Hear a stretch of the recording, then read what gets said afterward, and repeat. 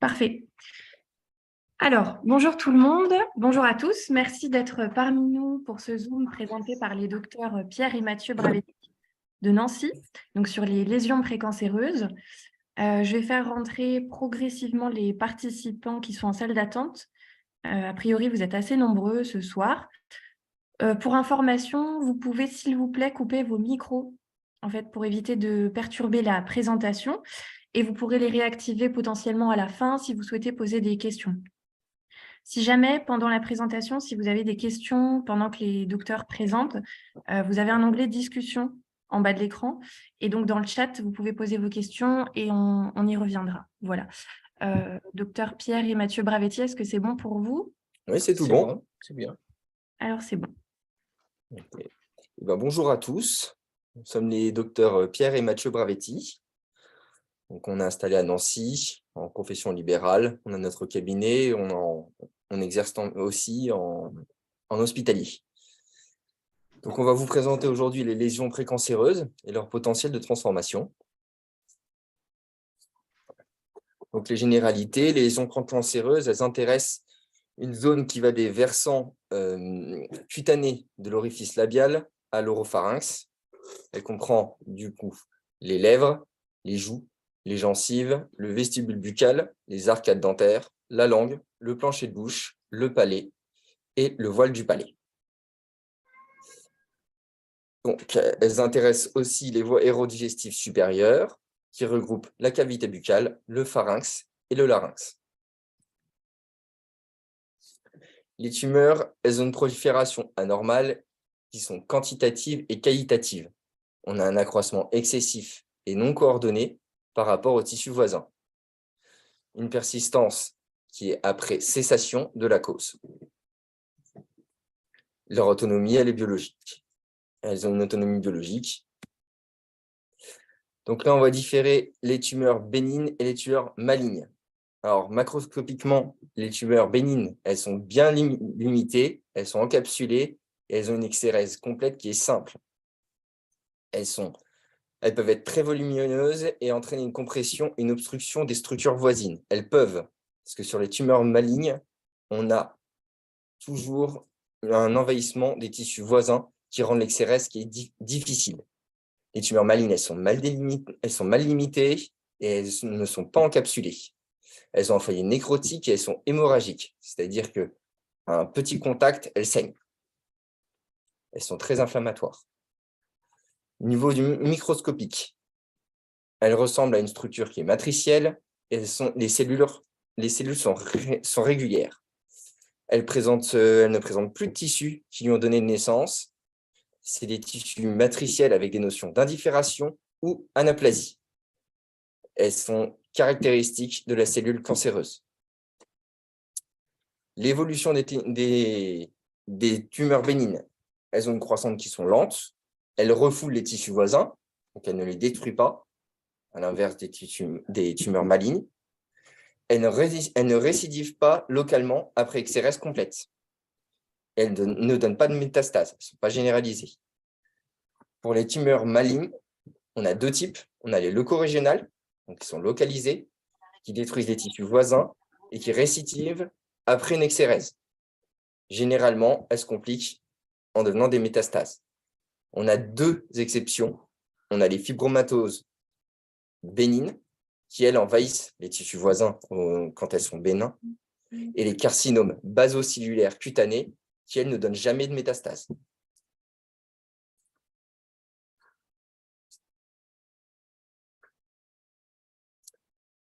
Qu'est-ce que la carcinogénèse? La carcinogénèse, elle a 4 étapes.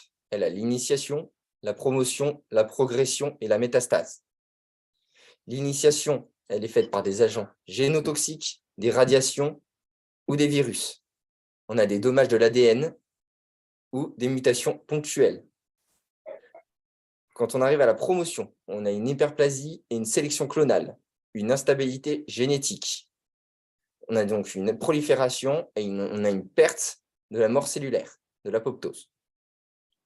On a ensuite les 2 étapes suivantes qui sont la progression et la métastase.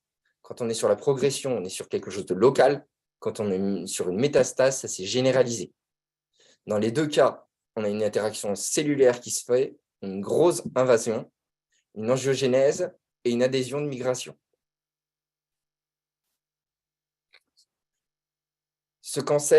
Les cancers buccaux sont très importants car on a une atteinte au niveau des nœuds jugulo-digastriques qui drainent 3 étages du pharynx, la cavité buccale, le larynx et les glandes thyroïdes.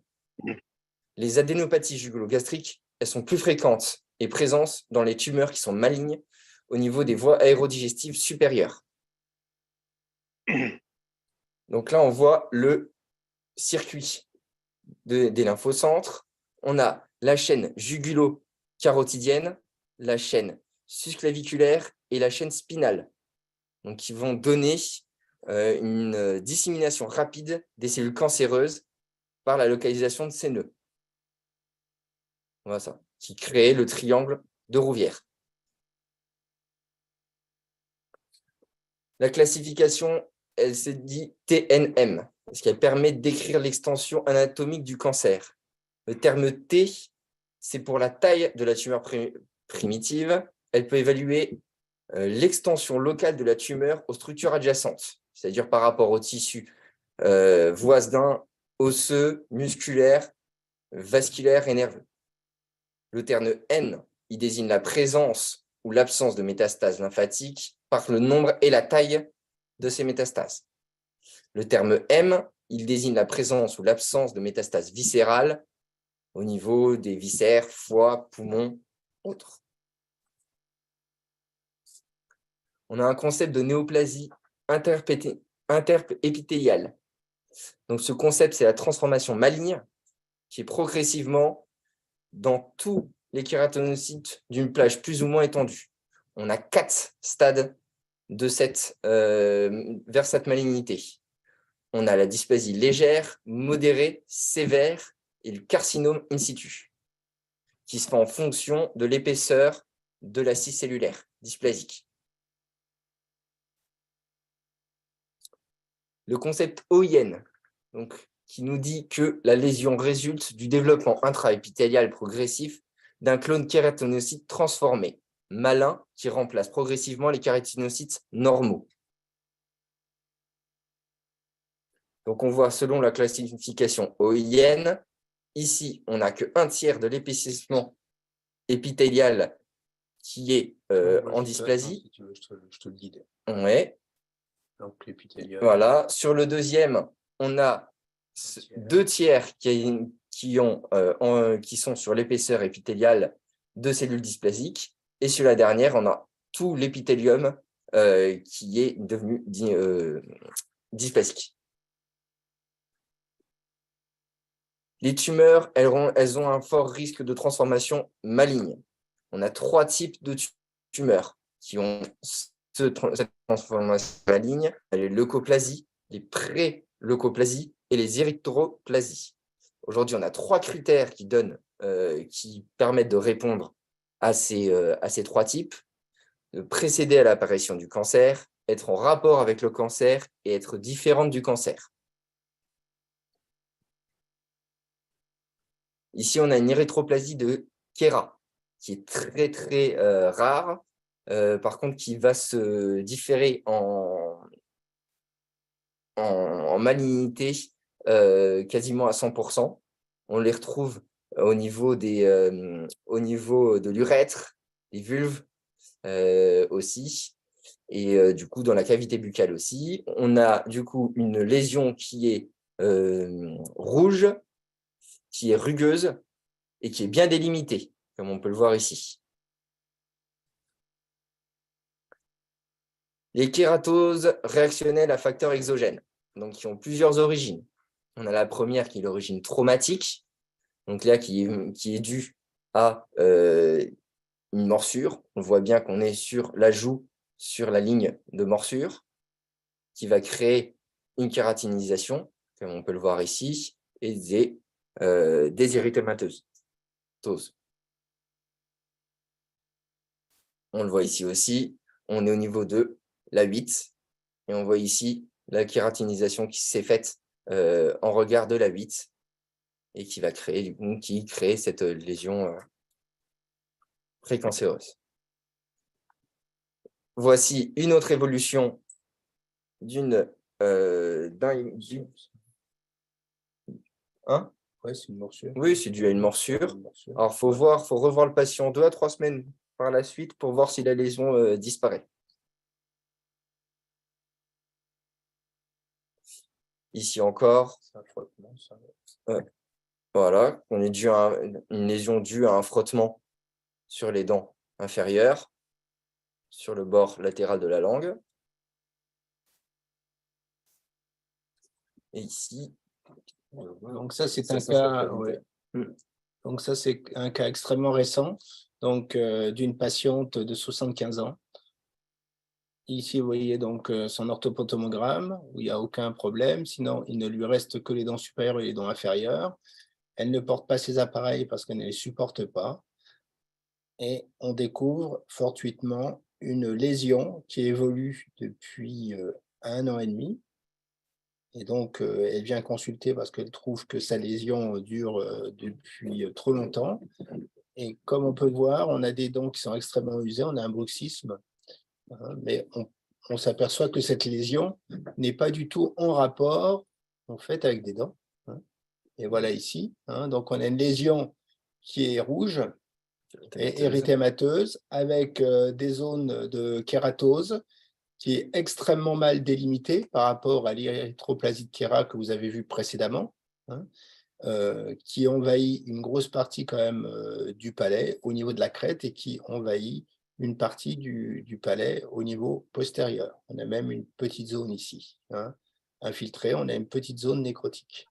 Et rien qu'en voyant cette lésion, on peut dire, on a des bords qui sont un peu surélevés, donc on peut dire tout simplement qu'on a ici donc une lésion carcinomateuse. Donc il y a un prélèvement qui est fait pour être sûr de cette lésion. Il y a un prélèvement et voilà après les suites du prélèvement, on a remis donc la muqueuse pour refermer donc ce prélèvement. Et maintenant, donc, elle est prise en charge par les chirurgiens ORL cervico-facial qui vont enlever une grande partie de la gencive supérieure ainsi qu'une partie du palais, hein. Généralement, ils enlèvent 1 centimètre autour de cette lésion plus une partie de l'os maxillaire. Et là, il n'y a aucune cause connue puisque c'est une patiente qui n'a aucun antécédent, ne fume pas, ne boit pas. Hein, elle est simplement une hypertone. Tiens, vas-y Mathieu, pour la suite. Donc, on a ensuite la carcinogénèse de la langue. Un autre cas clinique qu'on va vous présenter. Donc là, on pensait que c'était dû à la morsure, hein, que ça pouvait être d'origine traumatique. Et non, en fait, la lésion a persisté. Et qu'on voit ici la nécrose épithéliale qui se fait ici, toute la zone érythémateuse au pourtour et des zones kératogènes. Donc là, on voit bien en plus fort grossissement, on voit bien les zones qui sont nécrotiques. Et on voit aussi que ce n'est pas d'origine traumatique puisqu'on a une atteinte très postérieure qui du coup qui ne serait pas d'origine traumatique. Surtout traumatique, on n'aurait pas une évolution carcinogène ainsi. On a des bords ici qui sont surélevés, on a une induration profonde de la langue. Alors, c'est un patient qui, malheureusement, est décédé 6 mois après.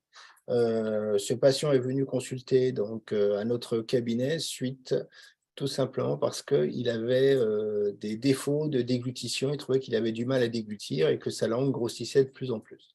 C'est quand même un patient qui a été suivi, qui a consulté de nombreux professions médicales pendant 2 ans, et tout le monde lui a dit morsure, ça va passer. Et donc, bien entendu, quand on voit ce type, de lésion, on dit tout de suite lésion carcinomateuse. Voilà. Alors ensuite, donc, c'est un patient qui a refusé tout traitement puisqu'il fallait faire l'ablation Partielle, Ouais, partiel de la langue, mais une partie de la mandibule, le plancher de bouche était atteint et le pharynx aussi. Donc, c'est un patient qui a refusé son traitement et il est décédé 6 mois après, mais il n'aurait pas eu des chances de survie plus importantes. D'où l'importance de bien visualiser, surtout de revoir son patient 10 jours après ou 15 jours après. Quand on a une suspicion de morsure, toute lésion suspecte toute lésion qui n'a pas disparu au bout de 10-15 jours est suspecte et doit entraîner donc une biopsie pour ensuite faire un examen anatomopathologique. Les lésions Voilà. traumatiques, normalement, au bout de 10 jours, disparaissent. Et c'est un patient de 24 ans qui n'avait ni antécédents chirurgicaux, ni boisson, ni cigarette, ni d'intoxication tabagique. Donc, en parlant de tabagique, donc on a aussi des sels d'origine chimique et thermique. Donc, on peut le voir ici au fond de palais. Donc là, ça peut être une brûlure due à une poisson chaude. Ici, c'était la cigarette. C'est une fumée de cigarette qui a créé, du coup, qui est d'origine thermique, la fumée.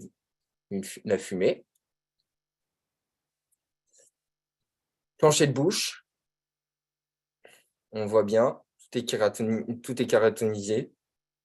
Une belle kératose, Belle kératose. du niveau lingual. Beau plancher blanc. Voilà. Chez un patient fumeur. Aussi, bien limité. Patient fumeur. Et là, c'est certainement dû simplement à la chaleur de la cigarette. Ici, un fumeur de pipe. Voilà, on voit bien les glandes du coup du palais qui sont salivaires du palais qui sont irritées. Donc ça, c'est vraiment typique d'un fumeur de pipe. Ici, la cigarette. Donc souvent, c'est des gens qui fument des cigarettes sans filtre. Du coup, on a une brûlure qui se fait. Et là, on est déjà au stade de carcinogène.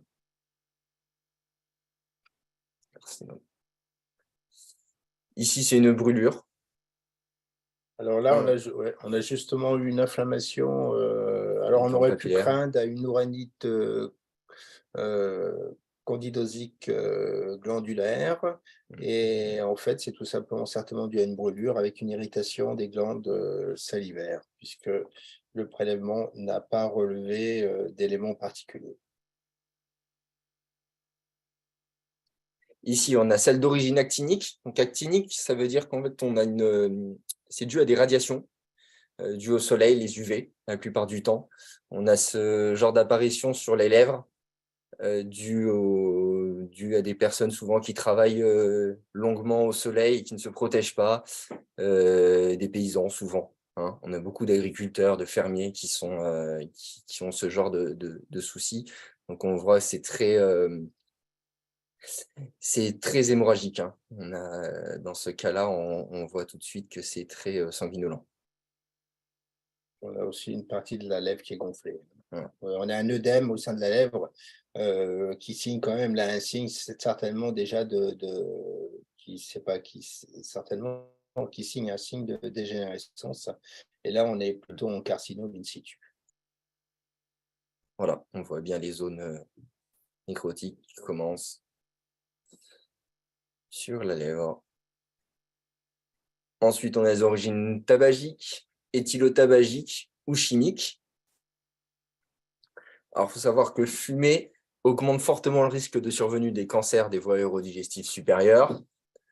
C'est une augmentation qui corrélée à des fréquentes consommations. C'est-à-dire, dès le plus bas niveau de consommation, c'est 20 paquets par année, on arrive déjà à un seuil critique. C'est lié aussi à la durée de consommation du tabac. Par exemple, sur les 55-64 ans, les risques d'avoir des cancers buccaux est 3 fois plus grand chez les patients qui ont commencé la cigarette à 15 ans que chez les patients qui ont commencé à 25 ans. On voit bien que la durée est plus longue, plus on a des risques de développer des cancers, du coup. Et c'est la même chose au niveau des cancers pulmonaires. On s'aperçoit même qu'il y a des patients ou des gens qu'on voit au CHU qui ont arrêté de fumer 20 ans auparavant et qui déclenchent un cancer du tabac au niveau pulmonaire. On a les origines éthylotabagiques, donc c'est un couple du tabac et de l'alcool. On voit bien ici sur la lésion, donc les lésions noires qu'on voit sont dues au tabac. Et là, on voit déjà une érythématose, hein, donc c'est un petit peu sanguinolent sur ces zones. Voilà, ces taches noirâtres sont vraiment typiques de l'éthylotabagisme. Et ça, les taches noirâtres, c'est plutôt dû donc à la fumée de cigarette, hein, quand vous allez chez des patients comme ça, des taches qui sont persistantes au sein de la muqueuse jugale, on peut se dire qu'au niveau pulmonaire, c'est à peu près la même chose.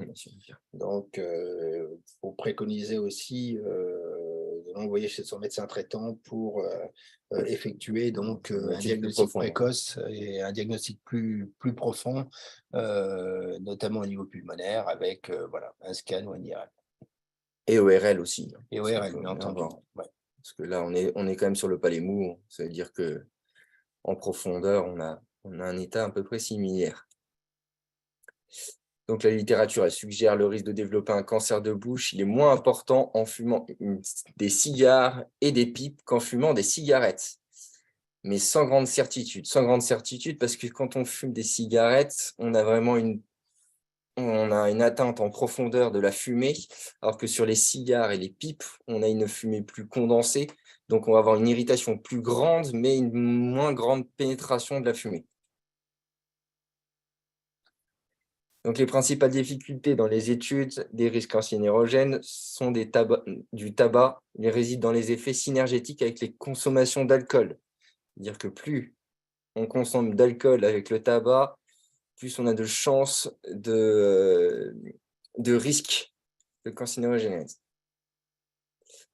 La gencive est moins touchée que les autres zones. On est plus atteint au niveau de la langue, au niveau du plancher de bouche et au niveau jugal. Donc, par rapport au tabac à mâcher ou de contact, on va souvent survenir des cancers au niveau de la gencive, là, dans ce cas-là. Et la sous-localisation des cancers dus au tabac de fumée, elles sont moins précises. Dans les études américaines, on montre que la localisation des tumeurs, elles surviennent souvent au niveau du plancher de bouche, la langue et le palais mou, sachant que ce tabac à mâcher revient beaucoup aujourd'hui chez les jeunes. Donc, le mécanisme de carcinogénèse, comment il est fait le mécanisme de carcinogénèse du tabac? La fumée du tabac, elle contient environ 300 molécules carcinogènes, comme les hydrocarbures aromatiques qui proviennent de la combustion et ou les composés azotés. Ces molécules, elles agissent localement, elles altèrent les réplications de l'ADN, ce qui induit des anomalies cellulaires, donc des dysplasies. Le cannabis, quand il est consommé en inhalation ou en fumant, les cannabinoïdes, en brûlant, ils forment des hydrocarbures, comme la cigarette, comme le tabac, qui sont similaires au tabac et donc ils créent des cancérogènes. La synergie avec l'alcool, elle forme des cancers des voies aérodigestives supérieures qui existent aussi avec le cannabis, ce n'est pas qu'avec le tabac. On a la même synergie avec l'alcool. Donc, ce n'est pas l'éthanol qui a des effets carcinogènes directs sur la muqueuse, c'est vraiment la liaison avec d'autres facteurs carcinogènes. Le taux de cancer des voies aérodigestives supérieures, elles sont liées à l'hypertension chronique sur 23% chez les hommes, 15% chez la femme. Les taux de décès par ce cancer est 4 fois plus élevé chez les alcooliques chroniques dans la population. Les variétés de boissons alcoolisées n'influent pas sur ces risques. C'est vraiment l'éthanol. Donc là, on voit sur le graphique les risques relatifs du couplage de la consommation d'alcool et la consommation de tabac.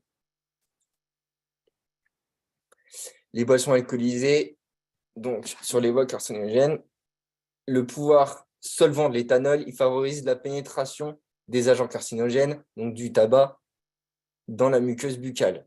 Il y a certaines substances carcinogènes qui sont présentes dans les boissons alcoolisées, comme les nitrosamines, dans la bière. L'éthanol, elle irrite les muqueuses et diminue leur protection par la salive, ce qui va donc entraîner plus l'irritation du tabac, plus de risques de dysplasie. L'alcool, elle entraîne des troubles nutritionnels avec des hypovitaminoses qui favorisent des survenus de cancer. Le bain de bouche à l'alcool. Alors, il y a des études qui ont été réalisées qui montrent que chez les femmes fumeuses et ou alcooliques qui utilisent des bains de bouche qui contiennent de l'éthanol chaque jour, il y a un risque de synergie qui augmente le risque de survenue de cancer de la cavité buccale. Ce risque, il n'est pas du tout important si on a juste une consommation du bain de bouche. Aujourd'hui, on a d'autres bains de bouche qui, justement, n'ont plus cet alcool. On n'a plus d'éthanol dedans. Donc, on a les cas aussi post-radiques, donc dus à des traitements de radiation, de chimiothérapie. Ça, c'est surtout vrai au niveau de la peau, au niveau voilà, notamment avant pour les cancers du sein, voilà, au niveau. Mais maintenant que c'est beaucoup plus ciblé et que les irradiations sont moins fortes, avec un protocole qui est totalement différent, on a moins de risques de transformation, de lésions carcinomateuses. On a aussi, ça peut être aussi lié à des épices et des piments qui ont des plages kératociques et ou érythémateuses qui ont des potentiels de transformation maligne, mais qui restent faibles. On a quand même une irritation qui est créée par ces épices et ces piments. Et on a aussi lié à la chique de Bethel, qui crée des fibroses de la sous-muqueuse buccale et des risques de transformation qui sont élevés. La chique de Bethel, c'est surtout utilisé dans les pays asiatiques. Là, on le voit, c'est mélangé avec divers épices qui constituent des produits comme la chique de Bethel. Et ce type de consommation crée du coup des cancers buccaux. Et la chique de Bethel, la noix est enveloppée dans une feuille de tabac, c'est de la noix d'arec. Et puis, j'ai un trou, mais c'est de la chaux éteinte. Voilà. Donc on le voit, ce qui est surtout dans les pays asiatiques. Et notamment au Vietnam aussi. Vietnam, voilà. Vietnam, Inde. Et tout à l'heure, on a oublié de vous parler aussi, il y a énormément de cancers buccaux aussi en Chine, parce qu'ils boivent des thés très chauds, brûlants. Et donc, ça entraîne à la langue, finalement, une irritation des muqueuses. Et une érythémateuse. Et donc, ça entraîne tout simplement l'apparition de lésions carcinomateuses au niveau de la cavité buccale. Donc, la présence de kératose est très fréquente, surtout au niveau des zones de contact de la chique, donc au niveau du vestibule de la gencive. Ces kératoses présentent un fort risque de transformation maligne en carcinome. La fréquence de prise va aussi influencer la prévalence des cancers. Il y a un risque relatif de survenue d'un cancer de la cavité buccale qui est de 8,4 si le nombre de chiques consommées est de moins de 2 par jour. Ce n'est pas énorme. Alors que le RR, le risque relatif, il est de 17,6 si la fréquence est de 6 ou plus par jour. Les personnes qui dorment avec la chique ont des risques relatifs de 63. C'est une étude indienne qui date de 1933, mais ça revient à la mode. Alors pourquoi on vous a mis dans cette présentation la chique de Bethel? Parce que aujourd'hui, dans les pays européens, on reconsomme des chiques de Bethel. On mâche de nouveau ces feuilles de tabac avec les ingrédients qui sont extrêmement nocifs. Ça redevient un petit peu à la mode. Donc la consommation de chique de Bethel sans tabac n'a pas de rôle évident dans la carcinogénèse. Les études qui ont été menées sur l'île de Guam et de Taïwan ont des résultats contraires, mais la prise d'alcool n'a pas été évaluée. La mastication de tabac est associée à du bicarbonate de soude. Cette pratique elle est très fréquente au niveau du Soudan et elle fait l'objet de plusieurs études. Les leucoplasies sont fréquentes chez les consommateurs réguliers et ça évolue souvent en cancer. Ici, là, on le voit bien, à ce niveau. on a quand même une kératocite qui est Très quand même assez importante, et une nécrose même associée. Alors, le tabac à priser, il se présente sous plusieurs formes. Le tabac à inhaler ou un sachet à placer dans le vestibule inférieur, appelé aussi snus dans les pays scandinaves. Donc, il y a plusieurs études qui ont été faites et qui ont montré l'apparition de cancer dans ces zones de la bouche chez les utilisateurs de sachets. Cette pratique provoque également une dépendance à la nicotine et du coup des irritations érythémateuses et carcinoses. Et donc là aussi, on vous a montré ça parce qu'il y a de plus en plus aussi de... Voilà, ça atteint aussi les pays européens.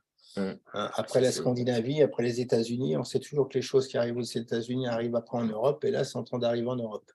Donc, voilà, si vous avez des patients qui font ce genre de pratique, il faut leur dire qu'il y a un risque qui est aussi important que le tabac et surtout de fumer ou de boire. Non, c'est justement, on n'a pas fait, je crois, non? Non, on n'a pas fait celle-ci. Hein. Alors, ouais. Alors c'était ça, oui. Alors, ce type de consommation elle provoque souvent des hyperkératoses dans les zones de contact. Donc, du coup, dans le vestibule jugal, on a une transformation de tumeur qui est maligne, qui est limitée, et on a une période de latence. Elles impliquent une utilisation de sachets de tabac qui est prisé sur un substitut comme un substitut nicotinique ou une alternative au tabac à fumer. Dans les pays scandinaves, il a été établi que la consommation de tabac par inhalation ou par sachet n'est pas un facteur de risque majeur de survenue de cancer de la bouche. Mais le risque de dépendance et de survenue de maladies cardiovasculaires qui est bien présent. Une consommation de ce type de produit qui ne doit pas être encouragée. Malheureusement, qui vient en Europe.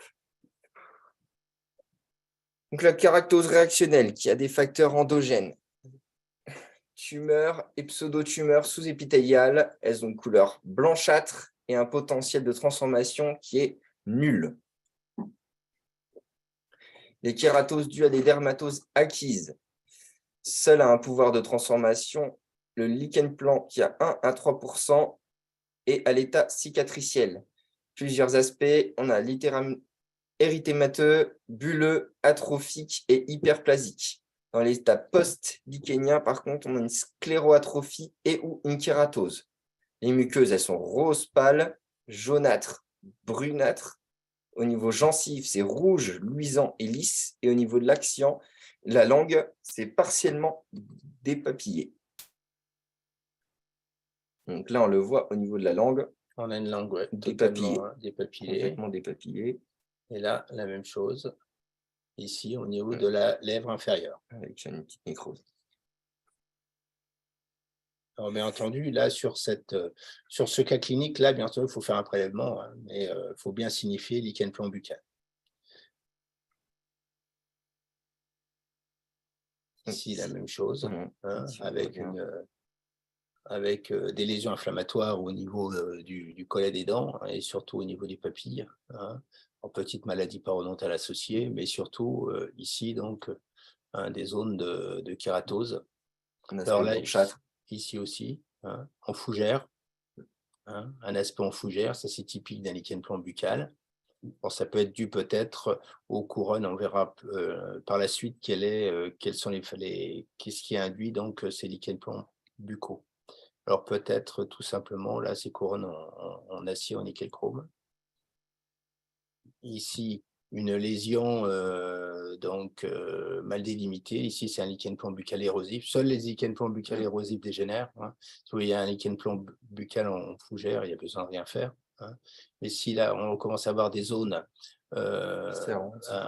hémorragiques, des zones un peu, c'est comme s'il y avait une petite nécrose. C'est pas forcément, c'est pas d'un point de vue histologique, c'est pas une nécrose. C'est comme si vous aviez un gros aft, pour résumer. Hein. Et donc là, tout simplement, là il faut faire un prélèvement et puis il faut traiter. Alors, quelles sont les maladies définies au niveau du lichen? Quels sont les facteurs déclenchants? Donc, on a des corps étrangers, l'infection, les médicaments. Au niveau des maladies systémiques, on a le diabète, la connectivité, des réactions du greffon contre l'hôte, les hépatites, les maladies auto-immunes, donc la maladie de Crohn. Cliniquement, on a une sensation de brûlure, on a un goût métallique et peu de douleur sur les formes érosives.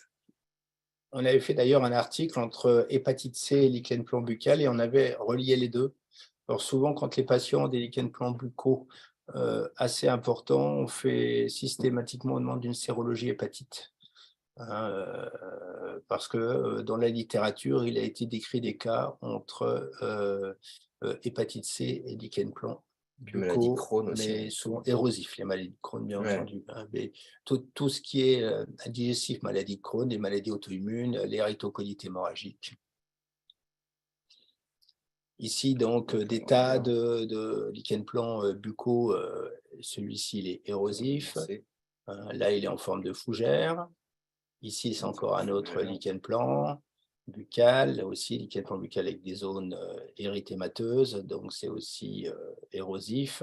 Et là, la même chose. Hein. Érosif.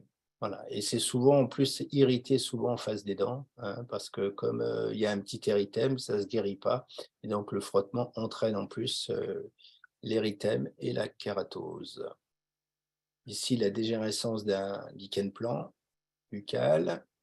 Ici, on a un lichen plan buccal qui devient érosif. Et en faisant le prélèvement, donc, on avait déjà un carcinome in situ. Ici, autre cas d'un patient au niveau jugal, avec une forme un peu étoilée. Hein, on aurait pu croire à d'autres pathologies.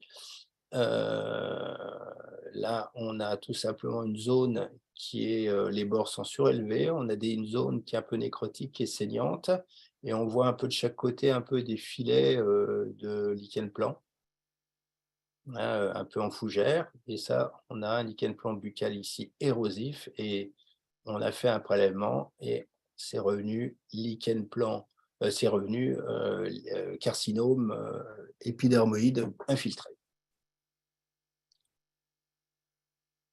Les kératoses d'origine infectieuse, maintenant, elles sont d'origine bactérienne, ou syphilis tertiaire, On elles sont ne pratique plus, hein, donc on n'en parle pas pratiquement. Ouais. D'origine mycosique et d'origine virale, pour les leucoplasies vileuses buccales. Donc, on est souvent sur les personnes atteintes du VIH. Donc, au niveau des virus, c'est la principale difficulté pour mettre en évidence le risque de survenue d'un cancer dans la cavité buccale dans les périodes de latence du virus. Le mécanisme de carcinogénèse, elle reste similaire. On a de l'ADN viral qui est incorporé dans la séquence d'un proto-oncogène, ce qui va activer et provoquer des mitoses et des dysplasies. On va vous parler de l'HPV qui provoque des hyperplasies épithéliales bénignes sous la forme de verrues vulgaires, de papillomes ou de condylomes acuminés. Donc là, c'est pour les HPV qui sont 6, 11, 13 et 32. Donc, on va voir en anatomopathologie, on saura lesquels sont en bouche. D'autres HPV, le 16, 18, 31, 33, 35 et 39, qui, elles, sont présentes dans certaines lésions précancéreuses et les carcinomes épidermoïdes. Les carcinogénèse pour les HPV, elle survient souvent avec d'autres facteurs de risque. L'irritation de fumée, l'alcoolisme. Voilà, alcoolisme et tabac. Alors, malheureusement, la plupart des papillomateuses, du papillomavirus que l'on découvre en bouche sont la plupart du temps chez le sexe féminin et avec souvent aucun facteur de risque, alors que dans la littérature, on dit qu'il y a souvent des facteurs de risque associés. Alors, entendu, les premiers prennent peu de problèmes, le 6, 11, 13 et 32. Par contre, les autres sont entraînent des carcinomes épidermoïdes. Donc, il faut être très, très vigilant en fonction des autres cas, 16, 18, 31, 33, 35, 39. Donc, il faut demander lors de l'anapathe, lors de la biopsie, différenciation. voilà, la différenciation, quel type d'HPV il s'agit. Là, on voit différentes lésions papillomavirus herpétiques. Donc, on voit ici au niveau labial, hein, avec les petits poils. Non. Ouais, si, c'est des petits poils de verrues. C'est un peu une verrue vulgaire. Hein. Ici, voilà, d'autres linguales. Ici, linguale. Voilà, sur la langue. Ici, hein. On a une espèce de petit téton, là, sur la langue. Hein, la même chose. C'est toujours volumineux. Hein. Voilà, ça, c'est un HPV, donc il faut avoir l'œil. Après, ici, au niveau de la lèvre inférieure, on aurait pu croire finalement à une kératose simple. Et là, quand on a fait un prélèvement, c'est aussi un HPV. là aussi, la même chose. Hein, on a fait ce prélèvement là, et donc c'est un HPV et c'est déjà une transformation maligne. Mhm. Là, La la même chose. bénignité. Alors, c'est une patiente qui revenait d'Afrique et qui est venue consulter parce qu'elle avait quelque chose qui la gênait au niveau du palais. Et donc, ça, c'est aussi donc, une verrue vulgaire et c'est donc, bien entendu, un HPV. Qui entraîne très peu de cancer, Le de carcinome carcinome épidermoïde. Par contre, ce qu'il faut dire à chaque patient qui présente cet HPV, il faut bien entendu le renvoyer au médecin traitant parce qu'il faut que cette patiente fasse un examen donc, gynécologique et que si le compagnon, si elle a un compagnon ou un mari, la même chose, il faut faire un examen au niveau bien entendu des parties génitales. Voilà, pour être sûr de ne pas avoir de transmission et s'il n'y a pas d'autres HPV, voilà. Au niveau vulvaire, puisqu'un HPV au niveau, au niveau au niveau gynécologique pour la femme entraîne bien entendu aussi un risque de carcinome qui est extrêmement élevé. Alors, ici, on le voit sur la muqueuse jugale. jugale. Petite papillomatose. Voilà. Excision, et du coup, une étude après anatomopathologique qui a montré qu'il s'agissait d'un HPV. On n'a La pas de même retour, chose ici chez un jeune. Voilà. L'excision complète, on n'a pas de HPV aussi. réapparition. Voilà. Alors là, on va vous montrer un cas clinique d'une femme de 75 ans qui était traitée pour une maladie parodontale, donc qui est venue consulter avec des petites lésions blanchâtres qu'on retrouve ici, un peu surélevées. Et on a fait un prélèvement et il s'agit là d'une papillomatose orale floride sur toute la cavité buccale, surtout au niveau supérieur. Donc, on a enlevé donc, toutes ces petites lésions et on a remarqué qu'il y avait au niveau postérieur, derrière la dent de sagesse, on a une petite lésion verruqueuse qui est toute petite. On la voit peut-être mieux sur l'autre photo, juste ici. Voilà. Et là, on a eu de la chance, si vous voulez, parce qu'on a bien examiné la patiente. Et donc, cette lésion donc, a été enlevée. Elle a subi donc l'examen anatomopathologique qui est revenu avec lésion carcinomateuse infiltrée. Et donc après, cette patiente a été consultée chez l'ORL et donc chez le chirurgien cervico-facial et donc au niveau du service ORL de chirurgie. Donc ils lui ont enlevé une majorité des dents et ils ont retiré aussi une partie du maxillaire supérieur. Cette patiente ensuite, donc, à notre demande, elle a fait un examen gynécologique qui était tout à fait normal. Et par contre, elle a fait un examen, donc, et par contre, elle avait un cancer du sein qui a été détecté de façon, on va dire, donc fortuite, mais sans relation, bien entendu, avec l'HPV. Cette patiente, on l'a revue 10 ans après, puisqu'on l'a suivie, et elle a fait de nouveau un autre carcinome épidermoïde qui était moins importante de l'autre côté, suite à sa pathologie de papillomatose orale floride. Et elle a subi donc la même chose. Alors, un délabrement moins important, mais elle a quand même subi donc l'avulsion des dents et puis la résection d'1 centimètre autour de la lésion de la gencive. Voilà, cette patiente est toujours en vie et se porte bien. On a le virus de l'herpès.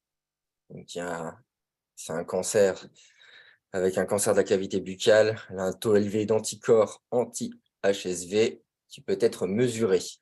Ça s'explique par la plupart du temps par une immunodépression qui est liée à du tabagisme. L'hypothèse de l'implication du HSV dans les cancers buccaux est difficile à vérifier. Donc là, on a un exemple d'herpès labial inférieur qui est déjà carcinome. Bien différencié. Ici, on voit du coup, elle est kératinisée sur sa périphérie. souvent une localisation labiale, hein, inférieure ou commissure-labiale. Le virus d'Epstein-Barr, une présence de ce virus qui est avérée dans les lymphomes de Burkitt. Dans les muqueuses, il provoque une leucoplasie orale qui est chevelue et elle est associée à une immunodépression VIH. Cette leucoplasie, elle ne présente pas de potentiel de transformation maligne. Voilà ici, le virus Epstein-Barr, une lésion. L'herpès humain virus 6 et 8, le virus, il est parfois présent dans certaines lésions potentielles précancéreuses comme les leucoplasies ou le lichen plan buccal. Elle ne présente pas un rôle dans la carcinogénèse. L'HHV8, c'est un agent de sarcome de Kaposis qui est pathologie souvent associée au sida.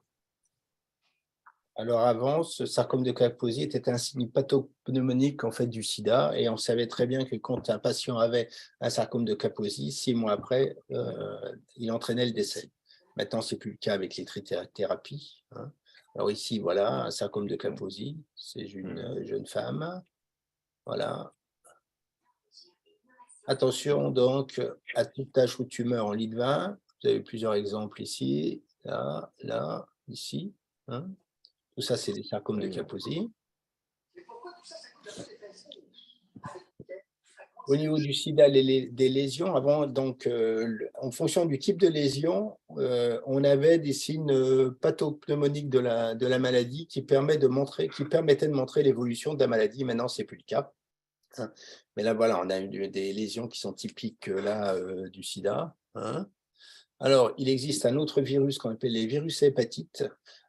Ces virus, ils ont un rôle reconnu dans le cancer du foie. On peut se poser la question de leur rôle dans les cancers de la cavité buccale. Alors, au Japon, vous savez qu'il y a beaucoup de cancers du foie. Des cas de fort taux d'anticorps anti-HCV ont été détectés sur des patients ayant des cancers de la bouche. Voilà ici des virus à hépatite, des lésions buccales, la langue et la joue. Au niveau de la langue aussi, avec une langue ici qui est scrotale, hein.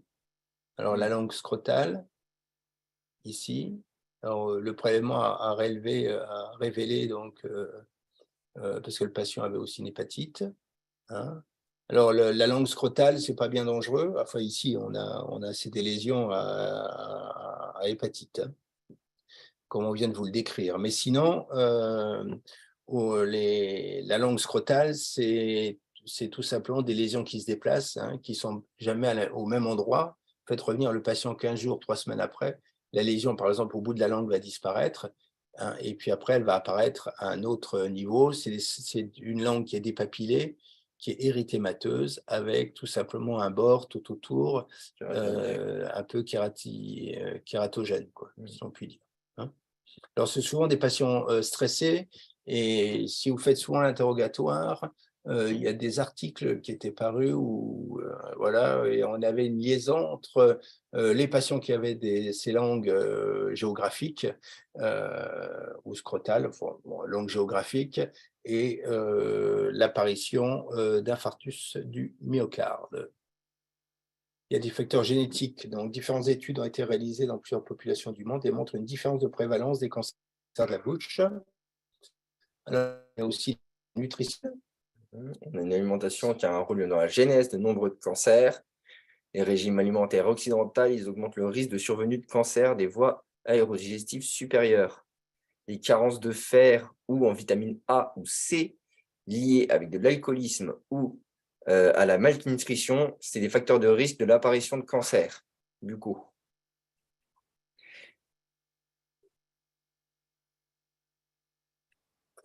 Les carences en vitamine D, C. Voilà, Voilà, ici, au niveau de la langue, C. une langue dépapillée. De la langue qui est dépapillée. Alors, vous avez aussi les folates aussi, on ne l'a pas marqué, mais il y a aussi les folates. Et voilà, tout ça, c'est des lésions, en fait, dues simplement à des hypovitaminoses. Ferrique. Voilà. Les hyperpigmentations diffuses sont des pigmentations ethniques, des causes de métaboliques nutritionnelles ou endocriniennes, ou des causes médicamenteuses ou toxiques. Alors, au niveau de ces hyperpigmentations diffuses, il y a un cas clinique qui est un peu d'actualité. Chez les patients en fait, qui sont traités pour le paludisme, les antipaludéens de synthèse entraînent des taches de pigmentation diffuse. Et donc, la plupart du temps, quand vous voyez ces taches, il faut quand même demander au patient s'il n'a pas vécu dans les pays à risque de paludisme ou s'il ne prend pas des antipaludéens de synthèse. Autre que, bien entendu, les colorations dues à la fumée de cigarette.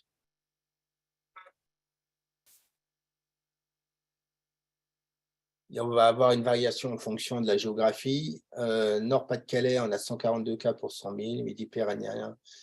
Midi-Pyrénées, 33 cas pour 100 000. Lorraine, c'est le 8e rang. Le sexe, on a une prédominance masculine, mais on a une augmentation chez la femme. Et l'âge moyen, c'est 60 ans et on augmente à partir de 40 ans. L'évolution et le pronostic varient en fonction du stade de la tumeur et de sa localisation. Les chances de survie seront meilleures, bien entendu, si, en fonction de la localisation, mais surtout si, si c'est découvert à un stade très précoce. On a 30 à 80% des cancers de la cavité buccale qui se développent à partir de lésions précancéreuses préexistantes. Et il faut savoir que les lésions précancéreuses avant d'entraîner un cancer existent pendant 2 ans dans la cavité buccale avant l'apparition du cancer. Premier facteur. D'où l'intérêt de bien examiner le patient au niveau de la cavité buccale. Et surtout au niveau du muqueux, c'est extrêmement rapide, hein, avec une compresse, on tire la langue, on regarde les bords de langue, la face linguale, la face dorsale, les joues, et puis un peu au fond de la gorge. Alors, les facteurs étiologiques, c'est surtout, bien entendu, le tabagisme. Hein. Au dose d'agents cancérigènes, comme on l'a dit d'avant, la durée d'administration et l'intensité d'exposition. L'interruption de l'addiction, elle réduit le risque de survenue de la pathologie d'environ 30% après 1 à 9 ans d'arrêt de consommation et 50% au-delà des 10 ans. Ça dépend aussi de l'âge d'arrêt. On dit qu'aussi quand on arrête après 30 ans, il y a on a une réduction qui est mineure du risque de pathologie. Et vous voyez, consommation de 50 ans au-delà de 10 ans. Ça veut dire que même à 20 ans, vous avez encore un risque de développer un cancer bucco, un cancer pulmonaire. Aussi bien, donc ça c'est pour le tabagisme, mais aussi c'est vrai aussi pour l'alcool. Hein.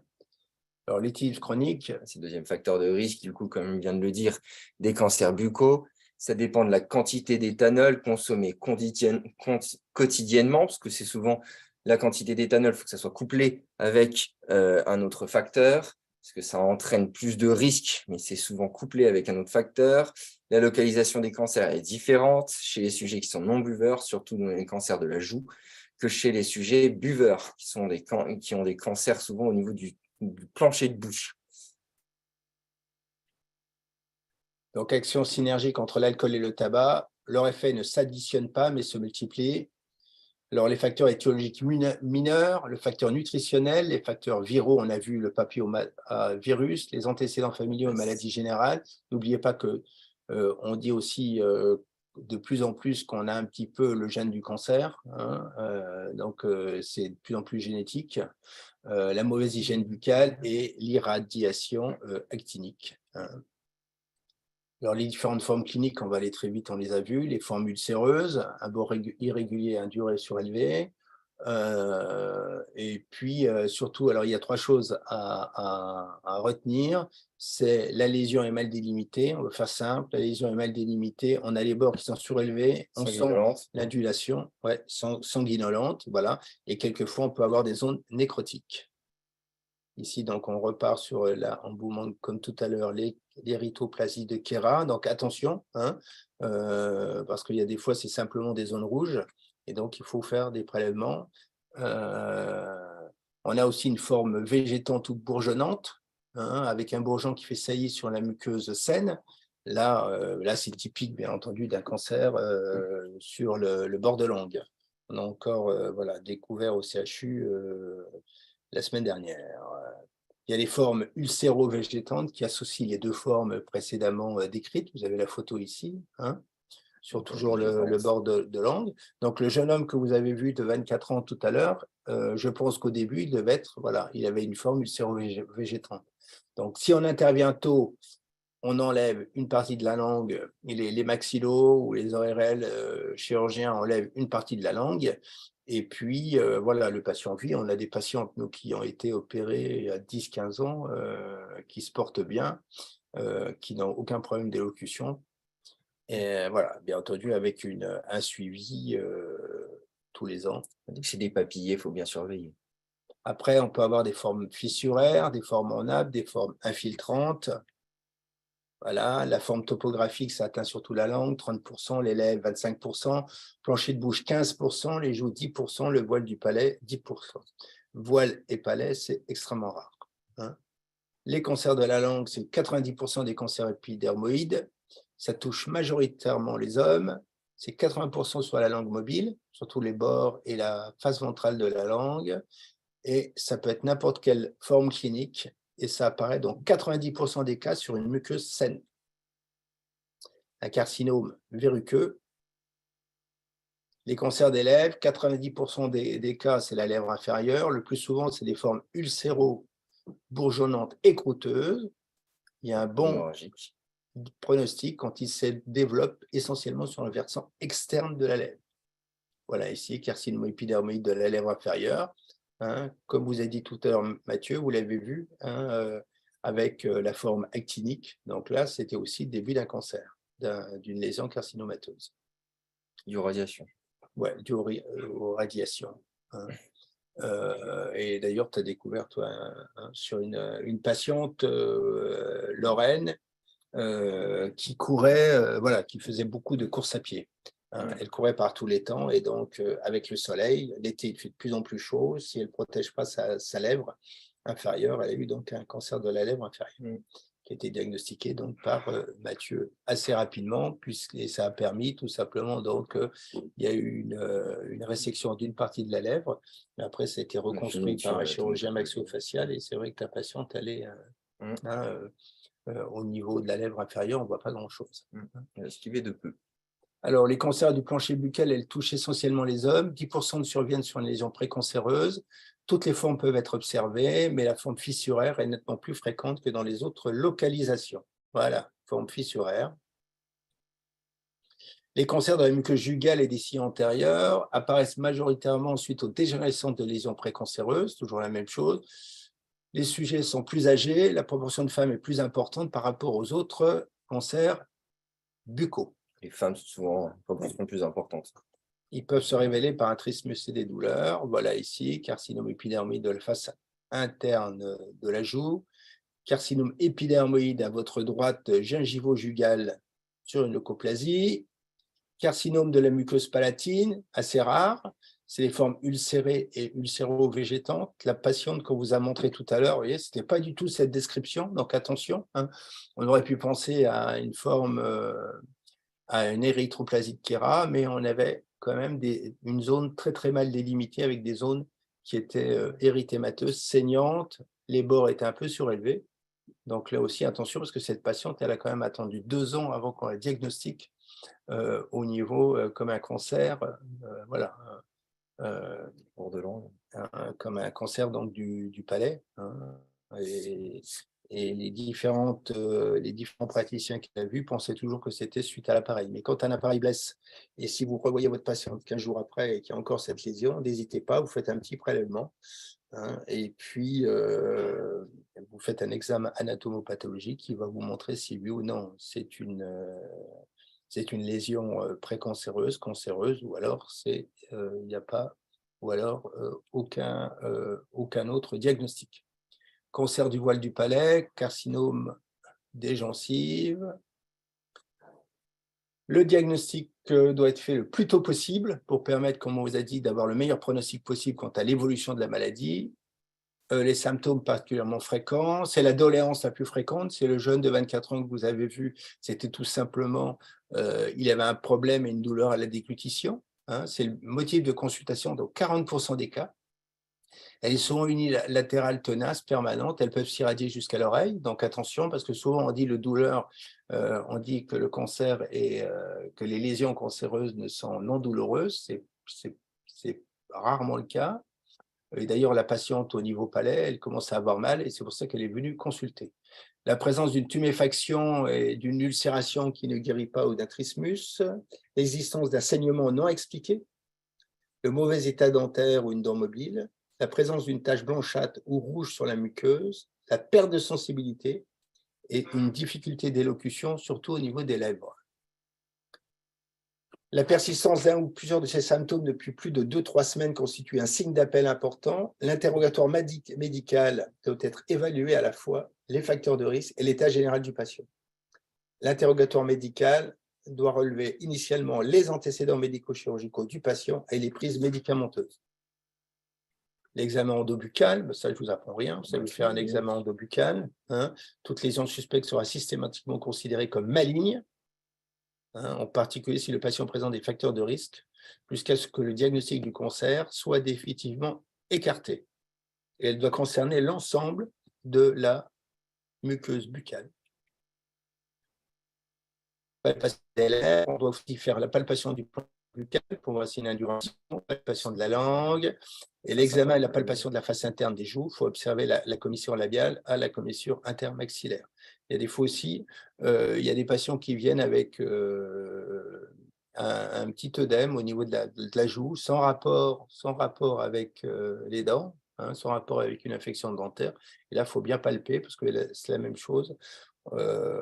Il existe, et c'est pas très fréquent, mais ça peut arriver, des cancers en fait de la glande parotide.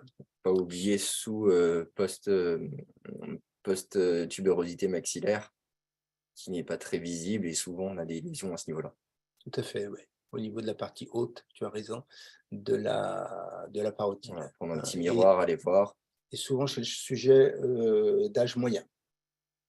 L'examen, la palpation des gencives, l'examen, palpation de la moelle du palais mou, il faut que le patient ouvre la bouche au maximum, vous savez, examen de la commission interlabiale, évaluation d'hygiène et examen minutieux des dents. L'examen d'une lésion buccale doit suivre la règle de l'ABC, aspect macroscopique de la lésion, ulcéro-végétant, les bords de la lésion, souvent un aspect irrégulier, couleur de la lésion, et la palpation des muqueuses a essentiellement pour but de dépister une induration suspecte. Des aides au diagnostic peuvent compléter l'examen clinique, le bleu de toloïdine, mais ça, on ne l'utilise plus. Voilà. Après, les examens de la face, les téguments, etc., l'intégrité de la sensibilité, la motricité faciale, ça va assez vite, vous connaissez. L'examen du cou, il faut palper, il faut regarder les lymphocentres, donc il faut regarder les ganglions, surtout les ganglions sous-menteux et sous-mandibulaires, comme vous a rappelé Mathieu tout à l'heure avec le fameux triangle de Rouvière. Et donc, il faut regarder, voilà. Les lymphocarotidiens sont. Ouais, c'est le plus important. Topographie des anodopathies, leur mode d'apparition, la consistance, leur sensibilité, leur mobilité. Il y a des fois sur justement cette chaîne lymphocarotidien, au niveau inférieur, vous pouvez avoir un ganglion qui est en relation avec un cancer de la thyroïde, par exemple. Examen fonctionnel, les moyens diagnostiques, donc c'est essentiellement la biopsie. Voilà. On vous remercie pour votre écoute. Voilà, et on attend les questions. Si vous avez des questions, n'hésitez pas. Alors, merci beaucoup Pierre et Mathieu Bravetti pour la clarté de cette présentation, pour le partage de vos cas cliniques aussi. Je pense au même titre que les participants que c'est un sujet qui est extrêmement intéressant, qui est sensibilisant aussi, donc ce sujet des lésions précancéreuses. Donc, je vais commencer par des questions. Alors, je crois que dans le chat, on n'en a pas. Si certains praticiens souhaitent activer leur micro pour poser des questions en direct, ils le peuvent. Alors, moi, j'ai une ou deux questions. Docteur Pierre et Mathieu Bravetti, vous parliez tout à l'heure des facteurs déclenchants, voire aggravants que sont notamment le tabac, l'alcool, la pipe. Qu'est-ce que vous pensez aujourd'hui, par exemple, des nouvelles consommations que sont les cigarettes électroniques ou d'autres consommations de drogues comme les drogues dures, je ne sais pas, notamment la cocaïne par exemple. Quel est leur enjeu par rapport aux lésions précancéreuses? De toute façon, les drogues dures, souvent, c'est très érosif. Donc, dans tous les cas, on a on a de gros facteurs de risque en plus. Et la cigarette électronique, il faut savoir que c'est de la vapeur d'eau. Et oui, on a moins d'atteintes au niveau pulmonaire, au niveau profond, mais on a quand même une irritation due à la fumée qui est très condensée.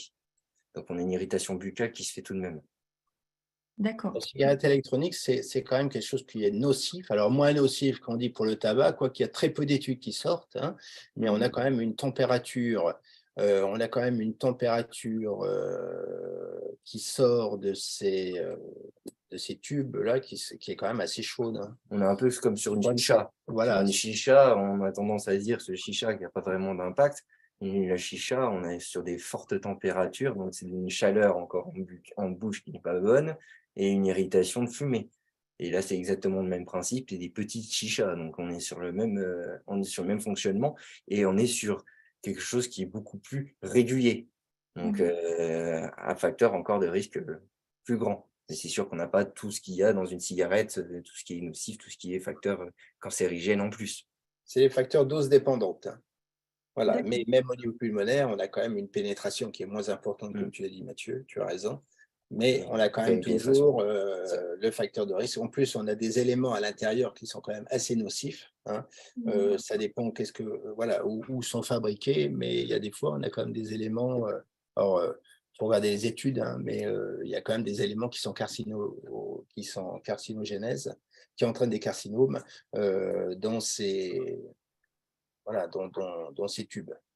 En plus, alors on parlait de cocaïne, la cocaïne, bien entendu, la cocaïne, elle se sniffe, hein, par le nez. Et aussi, après, ils appliquent au niveau gingival. Et on a des grosses nécroses gingivales à cause de ça. C'est tout de suite carcino. Pour augmenter en fait la pénétration, au niveau gencive, hein, pour augmenter la pénétration au niveau de la cavité buccale. On a une grosse vascularisation, une grosse innervation au niveau gingival, la transmission elle se fait beaucoup plus rapidement. Voilà, avec son... On a un patient qu'on suit là, qui était cocaïnomane et qui a perdu. Alors il a un faux palais. Hein, il a un faux palais parce que tout simplement, il y a une communication de la cavité buccale avec les fosses nasales. Et donc, il y a une nécrose totale du palais, hein, des 2 tiers postérieurs du palais ainsi que du voile du palais. D'accord, ok. Il y a une ablation encore en plus après. Ouais. Et donc, moi, je lui ai refait un appareil en fait qui comprime, hein, le voile du palais, qui obstrue le voile du palais parce que sinon il ne peut pas manger, hein. C'est impossible qu'il mastique. Même sa respiration, elle est. D'accord. Si certains Et praticiens... tout à l'heure, on a parlé, puisqu'on parle de drogue, le cannabis, c'est équivaut aux cigarettes, hein. Donc, si vous avez des patients qui fument 4 à 5 cigarettes de cannabis par jour, ça existe, c'est assez fréquent. Il y a le même risque que la cigarette sur le long cours. D'accord, merci. Vous parliez tout à l'heure du fait que les hommes étaient plus sujets à avoir des cancers de la langue et les femmes, les autres cancers de la bouche, notamment les gencives, le palais. Est-ce que vous l'expliquez par certains facteurs, par des habitudes de consommation, ou est-ce que c'est juste des statistiques qui le prouvent? Alors, c'est juste des statistiques qui le prouvent. Maintenant, c'était certainement on sait que l'homme fume, avant on fumait plus que la femme, maintenant apparemment c'est plus vrai, c'est plutôt l'inverse, donc on découvre de plus en plus de cancers buccaux et de cancers pulmonaires chez la femme. Et notre simple expérience clinique montre que sur les HPV, en fait, on les rencontre, le développement des lésions précancéreuses ou cancéreuses avec les HPV se font plutôt chez la femme que chez l'homme. On découvre très peu de cancers de langue suite à un HPV chez l'homme par rapport à la femme. Parce que c'est lié aussi à l'anatomie, à la vulve en fait. Hein. Voilà, après, voilà.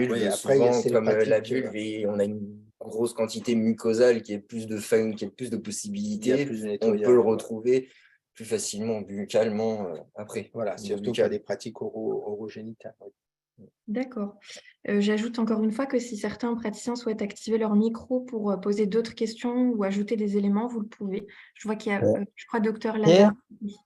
Oui, bonjour. Bonjour. Salut Bonjour. Pierre, ici Bernard Lazaro. Ah oui, Euh, bonjour Bernard. Tu vas Ça bien? va? Ça va? Oui, Très bien.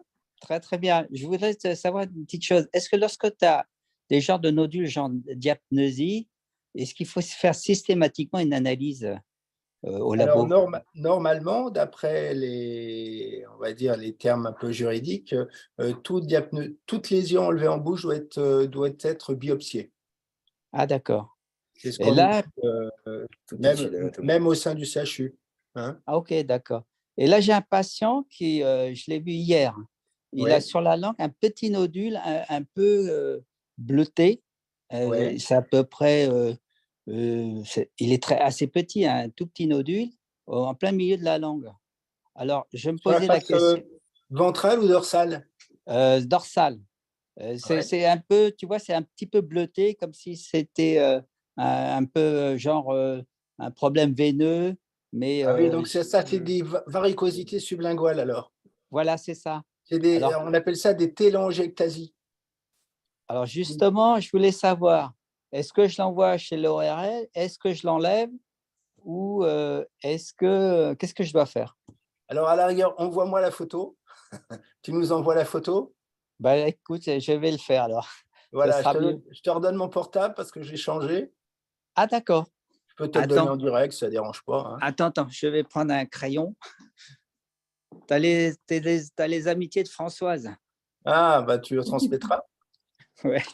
Donc, Attends, je vais écrire ça. Vas-y. 06 Oui, 03 oui. 77 77, 67 67. 79. OK, d'accord, Voilà. Mais super. la plupart du temps, donc, c'est des télangiectasies. Alors, on a souvent des télangiectasies dans la maladie où les gens se font des accidents vasculaires. Là. Comment ça s'appelle ça? C'est une maladie auto-immune. Ah, je ne sais plus le Ah, nom. OK. Parce que Hein. Mais il dès y a que des j'ai fois, c'est des petites téléangiectasies. Le patient, il a quel âge? Il a un âge, c'est une cinquantaine d'années? Voilà, exactement. Ouais, ouais. Alors, c'est souvent voilà, des petites téléangiectasies parce qu'il y a des problèmes de circulation générale qui peuvent se retrouver au niveau de la base de la langue. Hein. Ah, OK. Donc, en fait, il commençait à être inquiet quand j'ai vu ça. Ouais, Donc, ouais, ouais. donc, je lui ai dit, bon, je vais voir quelques spécialistes. Donc, ça tombait bien que je me sois inscrit à ton cours. Voilà. Non, il prend des anticoagulants, des choses comme ça. Non, c'est-à-dire que je l'ai Non. opéré plusieurs fois. Il Ah, a eu, d'accord. Ouais. enfin, et puis là, tout d'un coup, j'ai vu ce petit nodule. Je dis, tiens, je vais faire une photo. Mais je D'accord. vais te l'envoyer. Tu me l'envoies et puis je te Bon, réponds. Hein. OK, merci. Hein. Et je t'en prie, Bernard. Merci beaucoup, Bonjour. docteur Lazaro, merci. Bon, maintenant vous avez le numéro de Pierre Bravetti, vous pouvez tous lui envoyer vos cas. Oui, non, merci. Ouais, je plaisante, mais en tout cas, merci beaucoup pour ces échanges. J'ai une dernière question, c'est un sujet qui m'intéresse beaucoup. Vous parliez du fait que dans l'alimentation occidentale, notamment, on était mal nutri, on mange moins bien. Du coup, on a des carences, notamment en fer, en vitamines. Qu'est-ce que vous pensez des compléments alimentaires à ce sujet-là? Est-ce que ça peut aider? Est-ce que... Alors, ça peut aider, mais avant, il faut quand même faire, parce qu'on peut mesurer la vitamine C, on peut mesurer les folates, dans la prise de sang, on peut faire la vitamine B12, hein, pour voir si on a un manque. Voilà. Et après, on peut utiliser des substituts, hein, mais pourquoi pas de compléments vitaminiques? Mais la même chose, il faut savoir, parce que vous savez, si vous commandez des compléments vitaminiques sur Internet, voilà, moi, je trouve ça Ouais, toujours un petit peu bizarre et je ne suis pas sûr que ça contienne bien les formules que l'on voudrait. Donc, faire d'accord. très, très attention où vous achetez ces compléments vitaminiques. Il faut savoir souvent qu'une carence vitaminique, c'est qu'il y a quelque chose, il y a un facteur derrière. Oui, il peut y avoir aussi un facteur, voilà, une mauvaise nutrition.